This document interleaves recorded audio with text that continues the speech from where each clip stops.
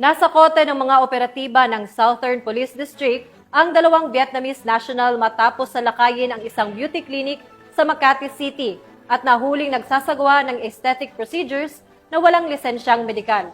Nakatutok dyan si Patrolwoman Mary Tony Veva. Inaresto ng mga operatiba ng District Special Operation Unit ng Southern Police District ang dalawang Vietnamese nationals matapos maaktuhang nagsasagawa ng aesthetic procedures gaya ng Botox at dermal fillers sa loob ng isang beauty clinic sa Barangay Poblacion, Makati City nang walang kaukulang lisensya para mag-practice ng medisina dito sa bansa. Kinilala ang mga sospek na sina Van, 36 anyos, alias Tai, 35 anyos, mga residente ng nasabing barangay. Nahuli sila sa ikinasang entrapment operation ng mga tauhan ng DSOU, DID, SWAT, DMFB at Makati Police noong hapon ng August 7, 2025 sa loob ng kanilang beauty clinic. Ayon sa investigasyon, ang kanilang beauty clinic ay isang establishmentong nag-aalok ng mga aesthetic services o pampagandang procedure tulad ng Botox injections at derma fillers.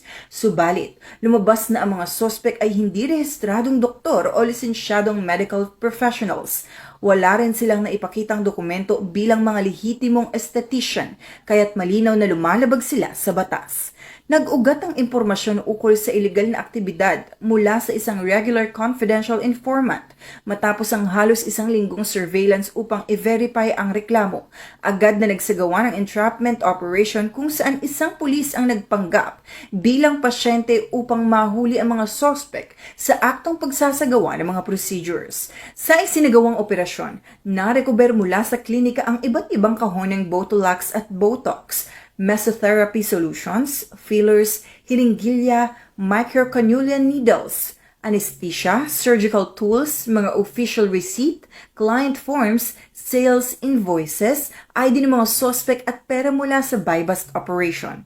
Ayon sa mga eksperto, ang pagsailalim sa mga aesthetic procedure mula sa hindi lisensyadong practitioner ay lubhang mapanganib. Maaari itong magdulot ng impeksyon, hindi pantay na resulta, nerve damage at iba't ibang komplikasyon sa kalusugan. Nadiskubring mahigit 1 taon nang nasa bansa ang mga suspect at nagsimulang mag-operate sa nasabing klinika sa Makati. Sila ngayon ay nahaharap sa kasong paglabag sa Republic Act 2382 o ang The Medical Act of 1959 na inamdendahan ng RA 4224 o Illegal Practice of Medicine.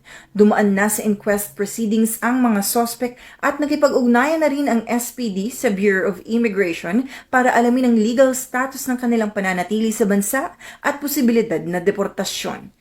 Nagpaalala naman si Police Brigadier General Randy E. Arceo, Acting District Director ng SPD, sa publiko na maging mapanuri sa mga serbisyong medikal at siguraduhin ito ay isinasagawa lamang ng mga lisensyado at kwalipikadong doktor. Yung sa ating pag-uusap sa mga doktor, meron naman tayong doktor sa PNP, at napakadelikado, no? Especially kung hindi license at pwedeng kakasira nung may katawan, no? Halimbawa po katulad instead na gumanda baka lalong papasama at baka kamatay pa. No? May mga insidente na rin tayo na naririnig na instead na mas na-enhance yung kanilang sarili ay mas lalong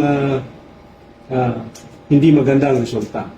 Malinaw na babala ang isinagawang operasyon ay hindi papayagan ng SPD ang sinumang lalabag sa batas at magsasapanganib sa kaligtasan ng publiko kapalit ng kita. Tiniyak niyang mananatiling nakatutok ang SPD at aktibong nakikipagtulungan sa komunidad upang mapanatiling ligtas ang mamamayan. Mula dito sa Southern Police District, ako ang inyong PNN correspondent, Patrolwoman Mary Tony Veva, alagad ng batas, tagataguyod ng Balitang Pulis.